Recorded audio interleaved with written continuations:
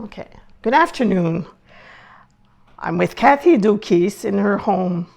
Thank you, Kathy, for accepting to do this. I know you're a busy person. So let's move to the first question. We'd like to hear a little bit about yourself, your credo, your passion, your principles. Sure. Well, thank you for having this opportunity to talk with you today. And so Kathy Dokis and Dejnakaz, Dokis First Nation Donjaba, in Niswakamok and Deda, Anishinaabe, Kwe and Dao. So my name's Kathy Dokis. I'm a member of Dokis First Nation. I pretty much always lived in Sudbury. I was born in Oshawa, but came to Sudbury very young. So grew up in Sudbury, and I'm an Anishinaabe woman. A little bit about me. Well, first of all, I grew up in Sudbury, went to school in Sudbury, did my post-secondary education at Laurentian. I was married for a time, and I have two beautiful children. My daughter's 28 and my son is 26. My family, I have First Nation on my father's side. His father was from Dokis First Nation, and my father's mother was from Nipissing First Nation. And on my mother's side, we're Irish, Scottish, Welsh kind of mix. So, Oh, wow. yeah. So that's a good mixture. Yes. So I would say my biggest passion has always been children. Like from the time I was a very little girl, I always loved children. And so that's just always been a passion for me in my life. And so I think that's probably what led me into the teaching field. But also really important to me is about how I carry myself. And I've always tried to carry myself in a good way. I always remember my mother telling me from a very young age the importance of relationships. And, you know, sometimes it's hard to have a positive relationship with everyone. That's sometimes challenging.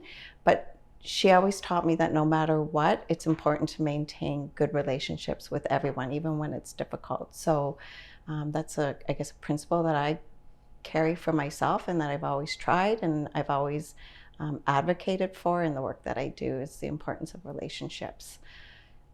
The other thing I would say that is really important to me is supporting students or children who have been faced with challenges or barriers or maybe have experienced traumas in their life. And so as a result, they have a harder time maybe being successful, whether it be in education or in other areas of their life. So I've always had a passion for, in particular, supporting children with those challenges and barriers. Well, we see that in your passion and the fact that you love children and the relationship. You mentioned that. So if you're a teacher, relationships are important. And we all know that some children are easier to teach than others. So that's a really good premise. Mm-hmm. And so we get a sense of the path that led you to teaching.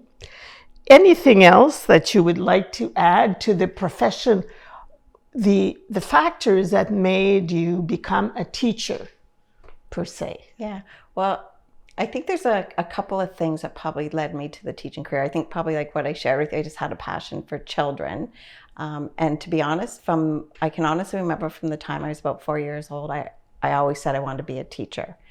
Now, the other thing is my mother was also a teacher. So maybe it's just in the genes or seeing her and her career. But from a very young age, like I said, I can remember from the time I was 4, wanting to be a teacher. So I remember the days I loved going with my mom to school in August and helping her put up the decorations and preparing her classroom. I was lucky sometimes I even got to miss my own school day and go on the field trips with her class. And then also having opportunities to sit with her at night and mark.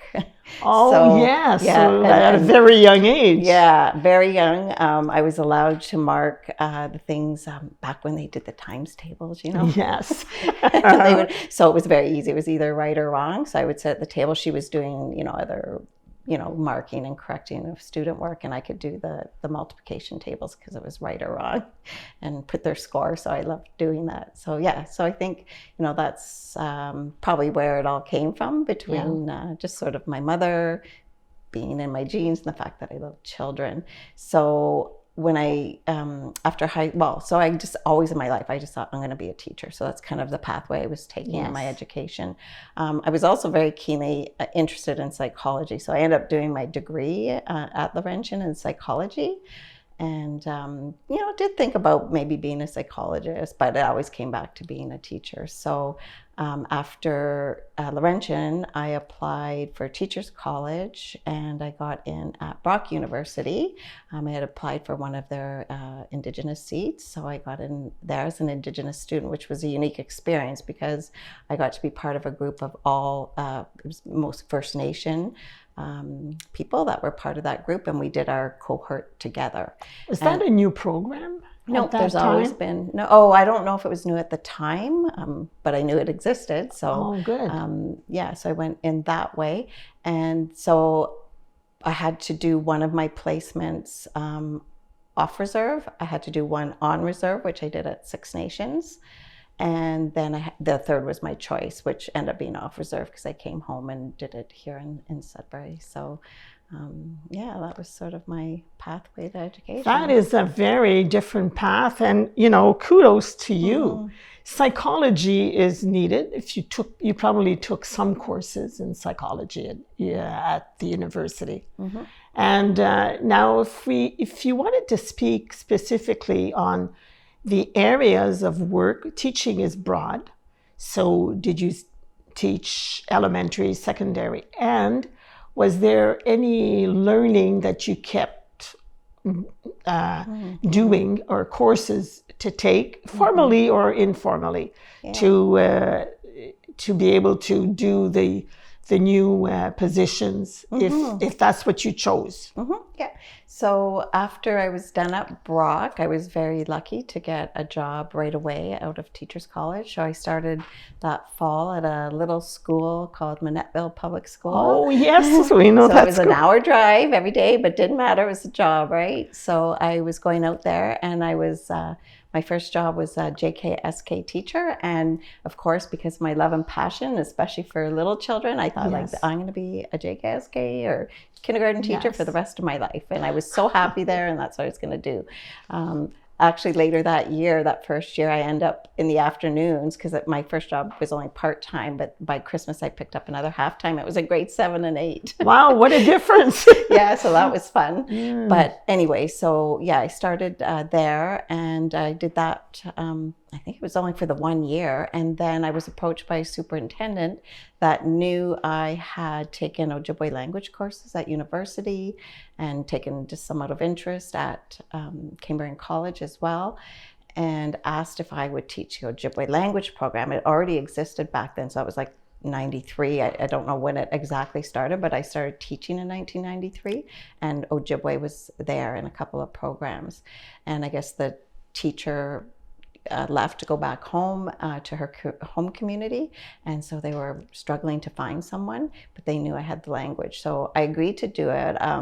I wasn't confident or felt I was the right person because I was not a fluent speaker, so I articulated that and said, you know, I'll do it, but you know, you really need to find a fluent speaker, right? So I did it for a few years, and then they did find somebody else, and I was able to go back to a regular program. So after that, I was mostly teaching grade 1, 2, and 3 for probably 5 or 6 years. And then during that time, I was already starting to work on my master's degree, or somewhere in there. I started working on my master's degree. I also got my intermediate qualifications because I didn't actually have them at that point. I had primary, junior, so I've got my intermediate qualifications, was working on my master's.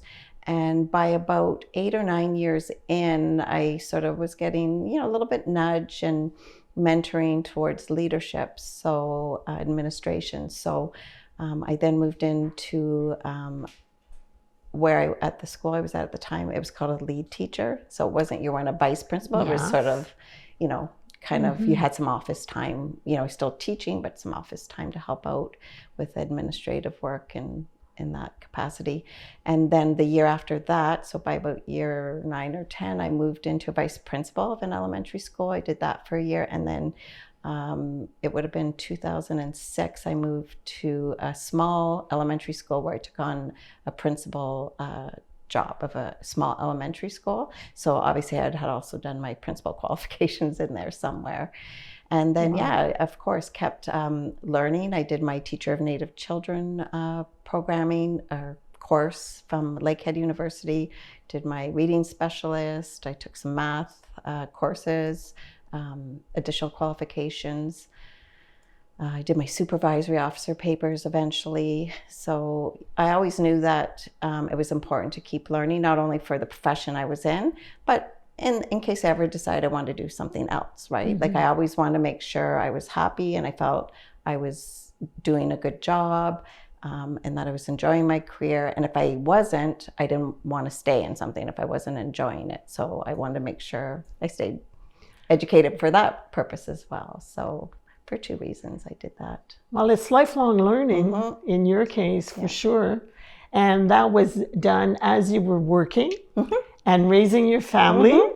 And you are one strong, perseverant woman, because that's hard. That's hard to be able to do all of these things and succeed. And if you have the passion and you believe in what you do, I guess that helps. Yeah, I loved what I did. Yeah. I loved getting out of bed. I was at work usually by 7:30 in the morning, and I loved my job. So after the 1 year of being a principal, that's when in 2007, the ministry released the First Nation Métis Inuit policy framework. Yes. And we had been at a principal session where we learned of that policy was being released the following year. At the tail end of 2006, we found out about it, and I believe it was released early in 2007. You're right. Yes. So by the fall, so I was already, that was during my first year as a principal, and towards the spring of 2007, shortly after its release, our director at the time put out an email, came from a superintendent, to all principals saying, expression of interest. Anyone interested in, they were creating a system level principal job to do the implementation of First Nation Métis Inuit policy framework. And honestly, I almost fell out of my chair. I was like, I couldn't believe they were creating such a position. And right away, I'm like, I think that's a job for me, but at the same time, I had been in education and I had always operated in my colonial Western side of myself. Yes. I didn't identify with my First Nation identity. I grew up not wanting to be First Nations, right? Because I knew what people said about First Nation people, what they thought about them, and I didn't want to be that. So I didn't admit that I was First Nation people, and people actually thought I was Italian, and that actually made me comfortable, that they didn't think I was First Nation. So even to that point in my career, I still really wasn't identifying, but yet I had grown up, my dad and my uncle, and even my mother, who, although she wasn't First Nation, she was an advocate right alongside my father, and so I knew a lot of things. So I was very nervous. I thought about it, and I didn't reply to the email actually. And finally, a superintendent kind of said, like, "Hey, Kathy, did you see that email?" And I was like, "Yeah." And I had gone home, and I talked to my husband at the time about it, and I said, like, "I think this is a job like for me," but I was nervous. I was scared. It's political, could be politically Very charged. Understandable. Yes. And it was now my identity, right? Yes. And you're putting yourself out there, and eventually we went through an interview process and I did get the job. And I said to the superintendent at the time, like, if the board is going down this pathway and I'm doing this work, like, it's a shift in how I'm not operating from my colonial side anymore. I'm operating from my First Nation side, and that will be a very different experience for me. And if things don't go in a good way, it's going to be very hard on me. I can understand that. That was a hard decision. It was. But you spoke Ojibwe a little bit, Not fluent. Yeah, not fluent, but a little bit. bit. So you did have a little bit of your culture and First Nation in you. But it's true that, and we're talking here 25 years, maybe longer ago, and people were young children that were First Nation were not encouraged. No. You probably had some in your classroom and you didn't know because people didn't in those days. Now, hopefully, there's been change. And that's where we met, Kathy, when you became the system principal for the board. Could you speak to that a bit? So, like the work of the First Nation? Yeah, because that was new, and the boards were receiving funding. Yeah, to be honest, I'm pretty sure I was probably the first principal. There was a lot of, at the time, creative positions where maybe a teacher got some part-time release to try and do it, or even principals, they got some part-time release, or they just had to still do it and keep their school. I no longer had to be responsible for school. My sole focus was to do this work K to 12 across the system. Yes. So, and that in the end, I realized wasn't right for one person to have to take this on, right? For sure. So, and it took many years until I finally kind of got some direct support towards the tail end of the 17 years that I did that role at the school board. So it was a challenge, but yes, you and I met. I know I was supporting through my role at the Nisswakamak Native Friendship Center at the time with the alternative school that they had in partnership with the school board. I remember. And so we used to have meetings and connected with the Friendship Center.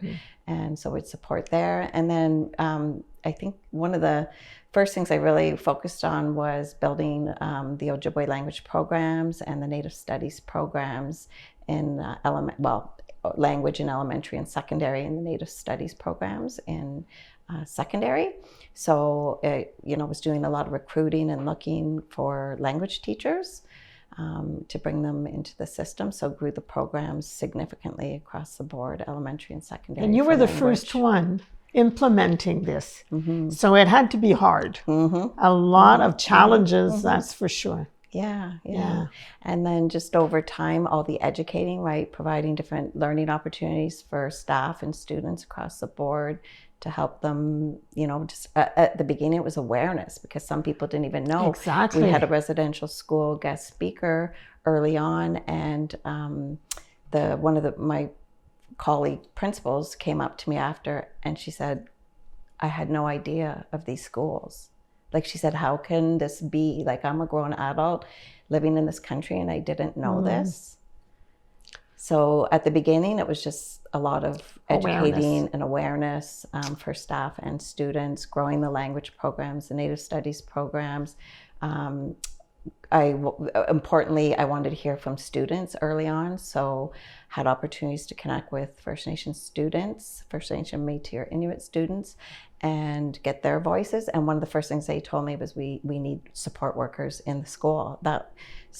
We started hiring. We started with 4. At the time I left, we were at 8, which is still not enough, but providing those workers in the school the students could feel maybe more comfortable to go to someone that they identify with, right? And help and support and guide their education pathway, provide opportunities to help support them to connect with their culture and that kind of thing. So that was another big thing right off the bat that we did. We did a big role model campaign, so that students could, First Nation students, Métis and Inuit could see role models that look like them, right? So how did you know the students? Because at first, at the beginning, Kathy, when you took that role, you didn't have any data on who are those students.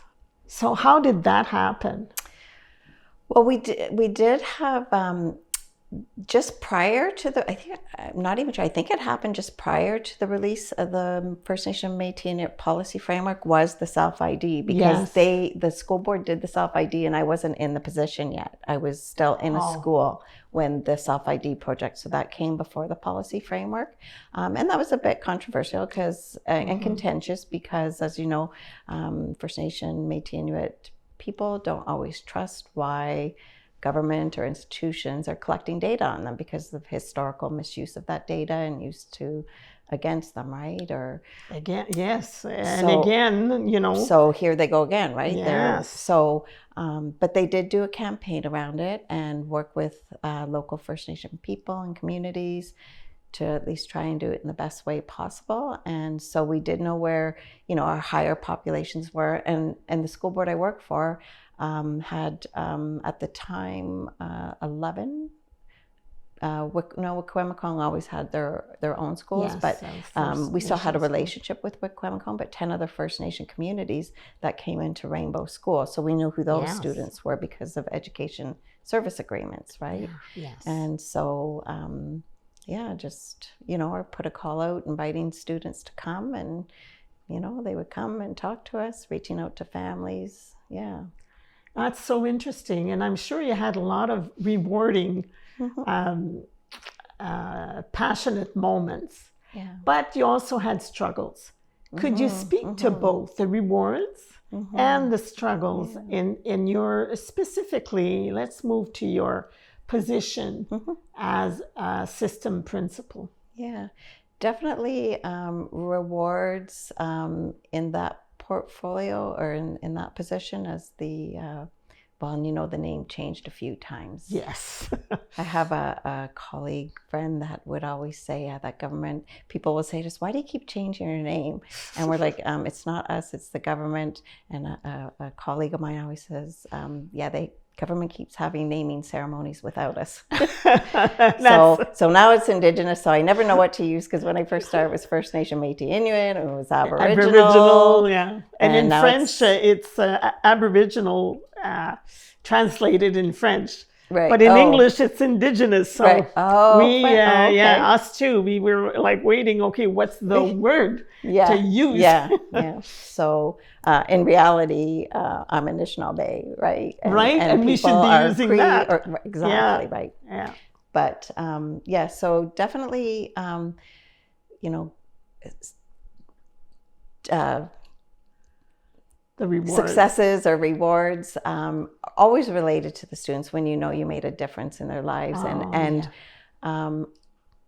Early on, I had a board-wide youth group, Indigenous youth group, and to see them flourish and have opportunities that they may not have ever taken part in for various reasons, just not comfortable, or, you know, because they didn't have that sense of belonging, but they were able to gather with other Indigenous students and have learning opportunities, get out on the land and learn, and start to learn more about who they were, their identity, and see that reflected in the school. And, you know, that was always rewarding.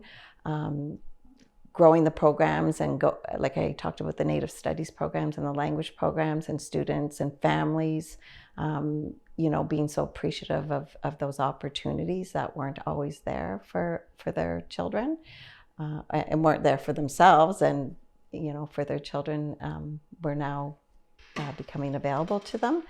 I also, probably midway through my role, I started, I think I did reach ahead credits before anyone else. I'm not 100% sure, but I think maybe I might have. We won't do a study and check. We're not fact-checking anything, no. Okay, but a number of years ago, I started to do, I think there might have been some talk about reach ahead credits. So I created programming for Indigenous students, and as much as I could, taught by Indigenous teachers, So coming out of grade 8, during the summer, they could do, we started with the Careers in Civics course because we knew that was a course that all students in the province tended to be a course that they were not highly successful in. So coming out of grade 8, students could sign up, and we started their learning with a big canoe trip. We went up in Killarney Park with Great Lake Cultural Camps. I actually went with them, and it was a great bonding experience. And then they did learning about careers in civics from an Indigenous lens. Of course, they learned about Western ways as well, but they also had the opportunity, the priors, learning about Indigenous, governance and visiting and hearing from chiefs, going into the communities, visiting with chief and council or elders in community. And so learning in a way that was more comfortable for them, that was more inclusive of who they were, seeing themselves reflected in the curriculum. The feedback from that was really good, and that kind of grew over time, that program. More students, more locations we were holding and stuff. So anywhere where you had an opportunity to make a difference for students, and of course was always what I heard exciting about those successful programs. And of course, students learning out of the classroom is really a good way, experiencing and lifelong learning. Actually, they will continue afterwards. And the struggles, a lot of rewards, I know, but there had to be, it must have been, hard because you were a pioneer in all of this. You led it. Yeah, I don't think I really realized the struggles and some of the harms that were done, that happened to me through this role. Not intentionally, but they happened, right? Till closer to the end of my career, which was just in December 2023 when I retired. And not that long ago. No. So just a couple of, maybe a few years prior to that, when I started to have somebody work closely with me in the role, and she would come to me and question me about things, and I'd say, yeah, that happens. And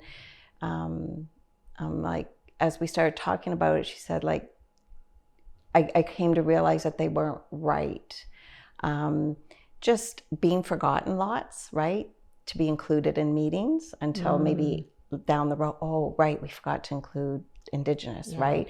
And they've already started. So now we're at the table late in the process, right?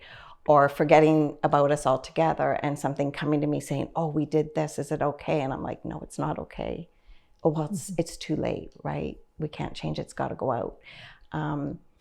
The expectation to always, yes, they wanted Indigenous included, but it couldn't come directly from our perspective or my perspective, our way of seeing things or doing things. It had to just fit into their way. And I didn't really realize at first that's what was happening. It was like I just had to take what was being done from a non-Indigenous perspective and sprinkle it with something Indigenous, and that wasn't right. And so I struggled. So trying to do that, I would spend hours and hours and hours and hours trying to find, we don't have all kinds of necessarily, things are growing now, but resources and books, especially that then are going to fit into the non-Indigenous world, right? So I would spend hours and hours trying to put my perspective into, so it's like fitting the, the round peg in the square hole or whatever, right? It didn't work. And I realized after that wasn't right. And sometimes when I did try and do certain things, it was like, well, just do this, right? And just have, if I thought something should be different for the language teachers, because, Ojibwe language is very different. Oh, well, no, they should do this too, all teachers. Oh, wow. So those things were hard, and I didn't really realize. And I think just the biggest thing was not having a voice at the table. Yeah.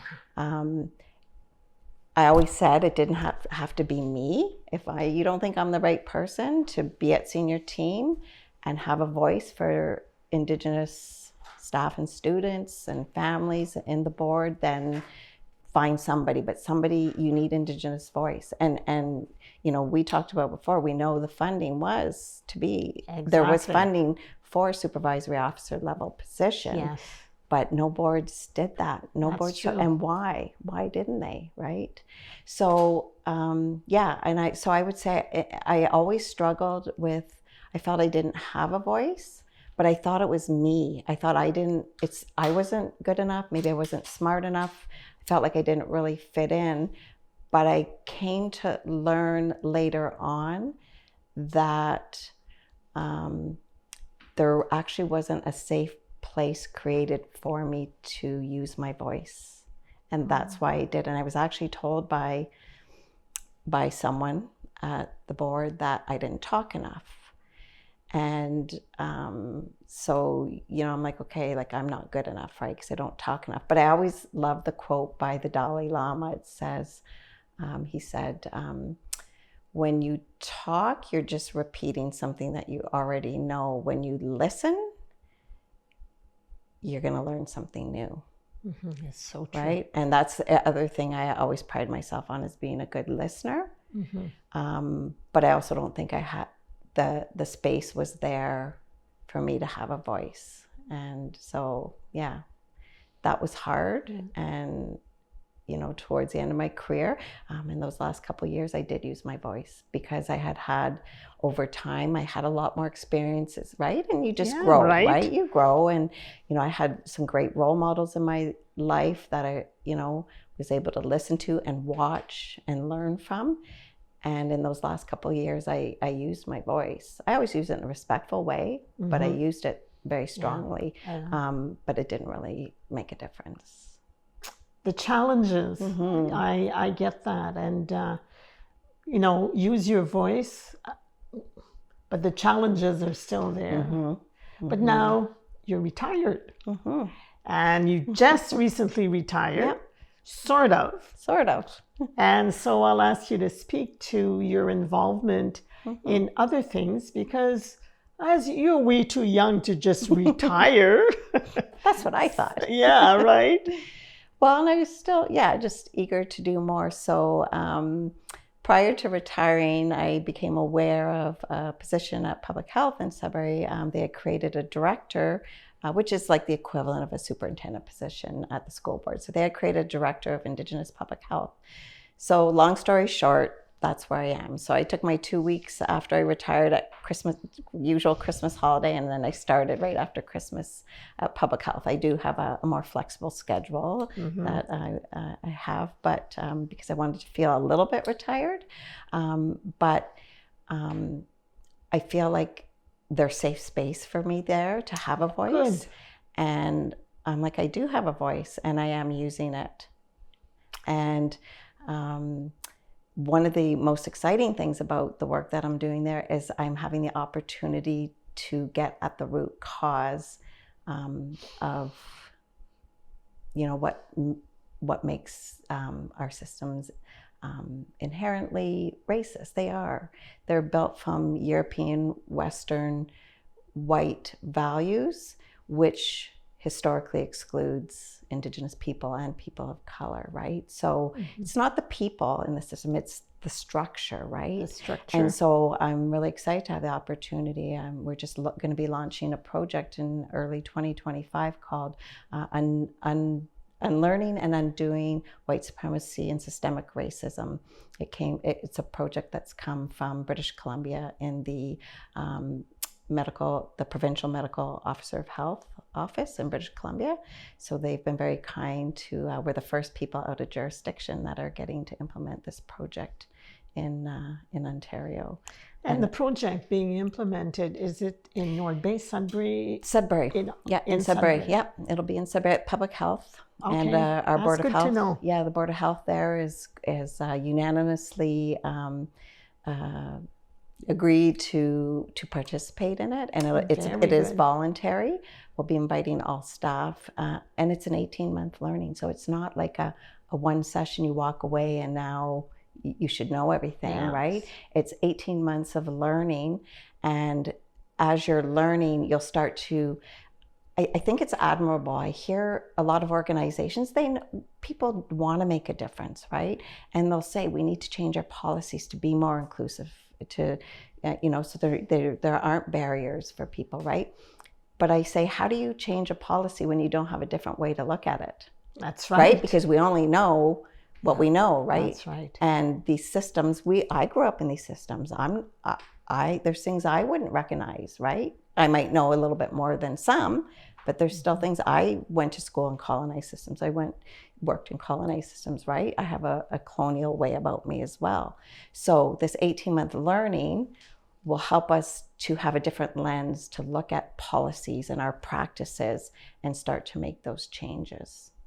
So I'm really excited to do that. I bet. Yeah. That sounds wonderful. That's a nice program. And, when we're talking about the way we are, is the way we grew up and the values around us. So systematic change is very hard to do, but it will be also very rewarding. Definitely. Yeah. So thank you for sharing that. And I'll be continuing on Facebook. I've seen a few of the remarks, and the program already started.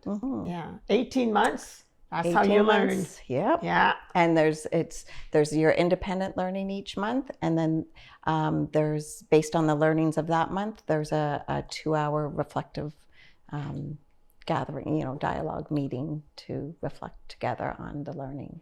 And the reflective part is so important in the learning experience. Yeah. Now, with all your doings through your journey, what advice would you give to the younger generation? It comes to voice again, because I felt that, I wish I had found a way to use my voice sooner, but I have it now and I'm using it. So I would say to the younger ones, don't be scared to use your voice, always in a respectful way, right? But yeah, that's really important. And it can be hard. It's easier said than done. It can be hard. So maybe find those role models and mentors that can help guide you, in difficult situations, and maybe help you to feel more confident and comfortable to use the voice. And I would also say for Indigenous students specific, I know there's a lot of youth out there that are getting involved in things and saying that I've done, like trying to move forward this work. And it is really hard, but it is really important. Not that all this should be falling obviously on our shoulders, this truth and reconciliation, right? We need the non-Indigenous people to be doing their part. Yes. Right? But we know that, Indigenous people, are doing a lot of work in a lot of institutions or in the community or wherever it may be. And it's important work, but it is really difficult. So my advice to the youth that are doing this work and getting involved is to, first of all, take care of yourself. Make sure you have people in your life, or an elder or family members or close friends that, you can share, because it can be hard sometimes.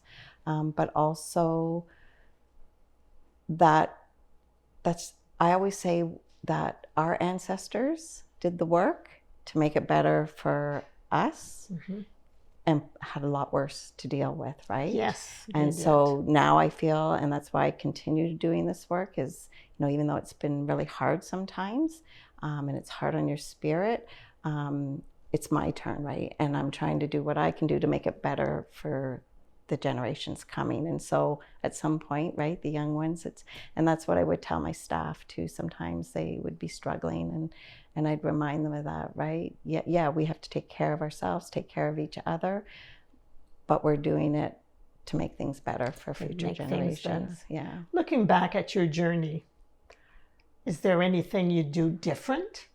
And then what is the thing you cherish the most?